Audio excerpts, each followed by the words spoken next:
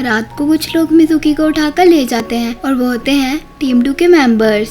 फिर वो एक बीच पर आकर फायरवर्क्स देखने लगते हैं और उन्हें यहाँ पर लेके आते हैं काशियामा के डैड, जो उन्हें बीच पर छोड़कर वहाँ से चले जाते हैं। मिजुकी फायरवर्क्स देखती है और नकाओ कहता है कि मिजुकी तो डर गया। नकात्सु कहता है कि मैंने इन लोगों से कहा था कि ये अच्छा आइडिया नहीं है, लेकिन मिजुकी फायरवर्क्स देखकर खुश हो जाती है। और ये है नैम्बा की मॉम, जो कहती है कि तुम्हें दिखाई नहीं देता कि बीच अभी बंद हो गया है। फिर नैम्बा उनके पास जाता है, लेकिन नैम्बा की मॉम उसे हिट कर देती है।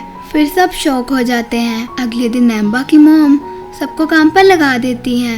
निकाओ उनकी सारी बातें मानता है। सानू ट्रेनिंग कैंप में होता है और वहाँ पर ट्रेनिंग करता है। ट्रेनिंग के बाद सैकी में सानू को बताता है कि सब बीच पर गए हुए हैं और फोटो दिखाकर बोलता है कि मिजुकी भी उनके साथ है। फिर सानू कहता है क्या वो ठीक होगी। बीच पर नैम्बा को एक लड़की मिलती है जिसका नाम कनाको होता है और नैम्बा उसे पहले से ही जानता है। नकात्सु काम करते टाइम गुस्सा करता है। मिजुकी नैम्बा से पूछती है कि वो लड़की कौन थी।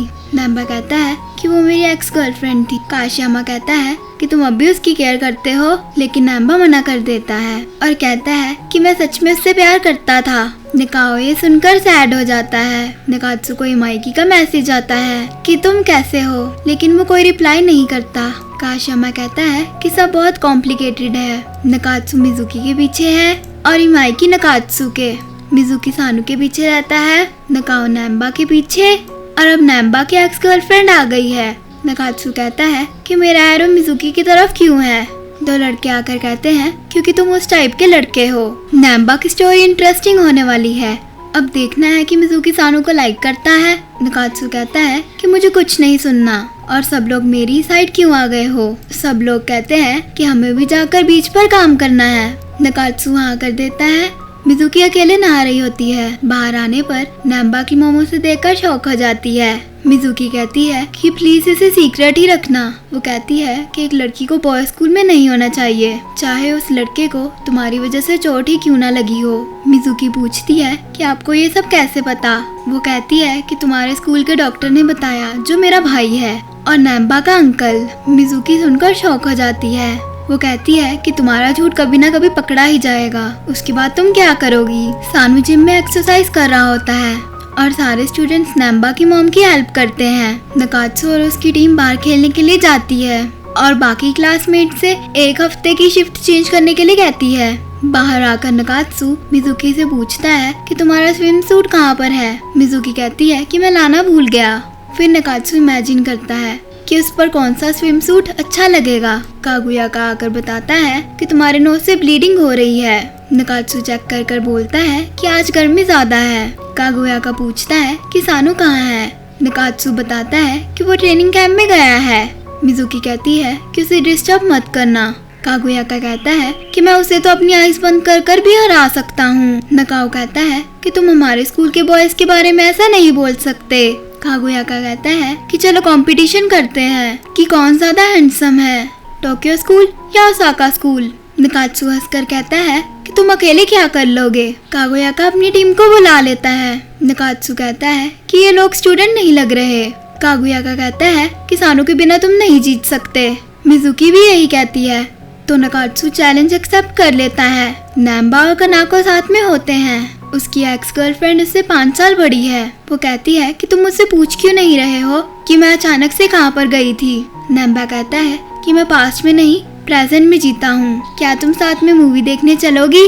वो कहती है कि मेरी शादी होने वाली है। फिर नकात्सु कहता है कि अब हम क्या करेंगे और काशियामा से हेल्प करने के लिए कहता है, लेकिन वो मना कर देता है। उसके बाद वो नैम्बा से हेल्प मांगता है, लेकिन वो भी मना करके वहाँ से चला जाता है। नकात्सु कहता है कि इसे क्या हुआ।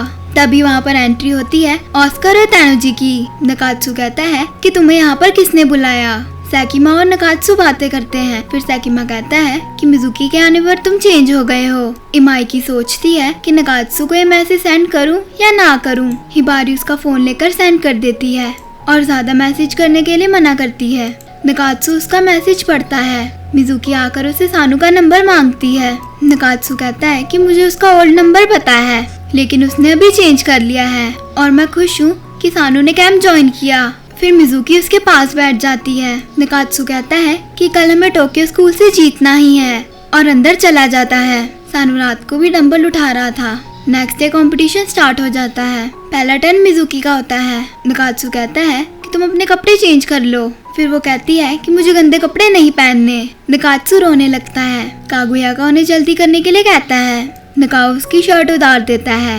नैम्बा की मॉम उसके लिए स्विम सूट लेकर आती है। पहला राउंड है सामने से फ्लैग उठाना।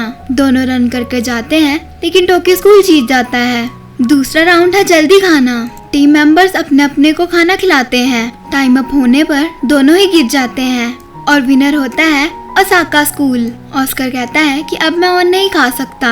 नेक्स्ट राउंड है म्यूजिक सुनकर उसका नाम बताना। सारे आंसर टोक्यो स्कूल करता है। स्कूल का डॉक्टर फील्ड टीम का हेड है। टीम आकर कहती है कि हम सानू को टीम में नहीं लेंगे, इसकी जब मर्जी होती है ये छोड़कर चला जाता है। डॉक्टर कहता है कि इसे टीम में आने के लिए क्या करना होगा।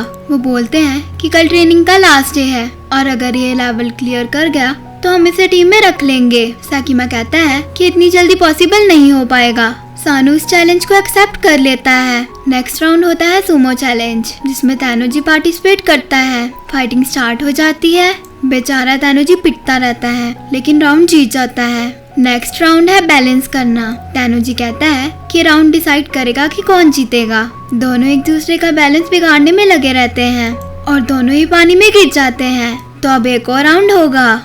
नेक्स्ट राउंड होगा फ्लर्टिंग राउंड। कागुयाका कहता है कि कल तक जिसके पास सबसे ज्यादा गर्ल्स होंगी वो जीतेगा और जो हारेगा वो बिना कपड़ों के घर जाएगा। निकात्सु अपनी टीम से कहता है कि चलो इन्हें दिखा देते हैं कि हम क्या कर सकते हैं। काशियामा पूछता है कि तुम इस गेम को इतनी सीरियसली क्यों ले रहे हो। निकात्सु कहता है कि ये तो मुझे भी नहीं पता। सब आकर कहते हैं कि अगर मैं ये कर लेता तो हम जीत जाते। निकात्सु कहता है कि तुम लोगों की गलती नहीं है। सब कहते हैं कि मेरी गलती है, मेरी गलती है। पिलो लगने से तानोजी नीचे गिर जाता है। नकाओ कहता है कि तुम अपनी पुरानी गर्लफ्रेंड के बारे में सोच रहे हो ना। नैम्बा कहता है कि वो अपने बॉस से शादी कर रही है। उसके बॉस ने उसे अच्छे से ट्रीट किया होगा या उसके पास ज्यादा पैसे होंगे।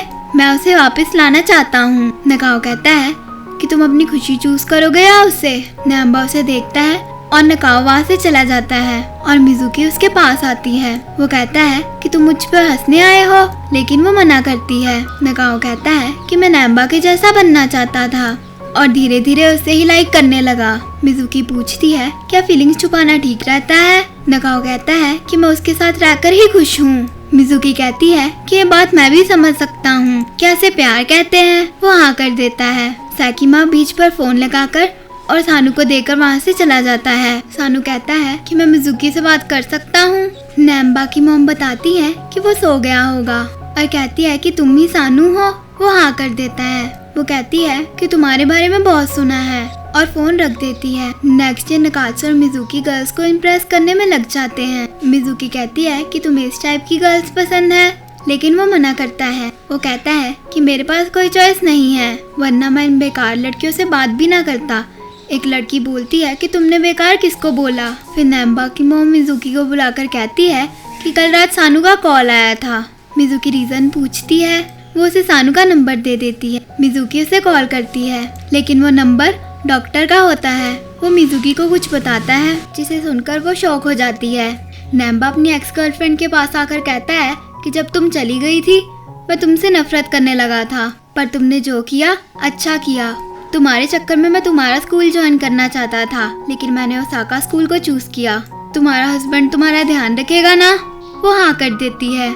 नैम्बा उसे शादी के लिए कांग्रेचुलेशंस बोलकर वहाँ से चला जाता है। आते टाइम उसे नकाओ दिख जाता है। नकाओ आकर कहता है कि निकात्सु को चैलेंज जीतने में प्रॉब्लम हो रही है। नैम्बा उसके साथ चला जाता है और अब फाइनल टाइम आ जाता है। फिर कागुयाका अपनी गर्ल्स को वहाँ पर बुलाता है। निकात्सु उन सबको देखकर डर जाता है और अपनी गर्ल्स को बुलाता है। तानोजी एक ओल्ड लेडी को अपने साथ लेकर आता है। सब उन पर हंसते हैं। निकात्सु अपनी वाली गर्ल को बुलाता है। ऑस्कर कहता है कि मुझे कोई भी नहीं मिली। निकात्सु पूछता है कि मिजुकी कहाँ है। काशियामा बताता है वो तो अपना बैग पैक करके यहाँ से चला गया। निकात्सु शॉक हो जाता है। मिजुकी स्टेशन पर खड़ी होती है। फ्लैशबैक में दिखाते हैं कि डॉक्टर सानू के टीम सिलेक्शन के बारे में सब उसे बता देता है। सानू को हाई लेवल वाली जंप करनी थी। वो कोशिश करता है लेकिन वो कर नहीं पाता। मिजुकी को ट्रेन में दिखाते हैं नकात्सु कहता है कि अब हम कैसे जीतेंगे। कागुयाका कहता है कि लगता है हम ही जीतेंगे, बिना कपड़ों के घर जाने के लिए रेडी रहना। तभी नैम्बा और नकाओ बहुत सारी गर्ल्स के साथ वहाँ पर आ जाता है। नकात्सु डांस करता है। नैम्बा कहता है कि मुझे सिर्फ 1 घंटा मिला तो मैं बस इतना ही कर पाया। नकात्सु से हक कर लेता है। कागुयाका यहाँ से जाता है तो नकात्सु से याद दिलाता है कि लूजर्स के साथ क्या होना है और सबको थैंक यू बोलता है। कागुयाका और उसकी टीम बिना कपड़ों के वहाँ से चली जाती है। सब बहुत खुश हो जाते हैं। तानुजी और लेडी के साथ होता है। नकात्सु कहता है कि मिजुकी को भी यहाँ पर होना चाहिए था। मिजुकी ट्रेन में ही होती है। सानू जंप करने की कोशिश करता है पर उसे नहीं हो पाता। वो बहुत सैड लगता है। सब उसे गिव अप करने के लिए कहते हैं। डॉक्टर उसे बताता है कि ये तुम्हारा लास्ट चांस है। तभी मिजुकी भी वहाँ पर आ जाती है। सानू इस बार जंप कर देता है पर उसके टच होने से स्टिक नीचे गिर जाती है। टीम मेंबर्स उसे रिजेक्ट करके जाते हैं तो सानू उनसे एक और चांस की रिक्वेस्ट करता है लेकिन वो नहीं मानते। तो सैकिमा भी उसे रिक्वेस्ट करता है। सानू नीचे बैठ जाता है और मिजुकी उसको देख रही थी। सानू उनसे फिर से रिक्वेस्ट करता है। वो लोग हाँ बोलकर वहाँ से चले जाते हैं। सैकिमा वहाँ पर आकर सानू को उठाता है। उसके बाद सानू मिजुकी को देखता है। मिजुकी सोचती है कि सानू के साथ ये मेरी वजह से हो रहा है और अगर मैं ना होती तो ये सब ना होता।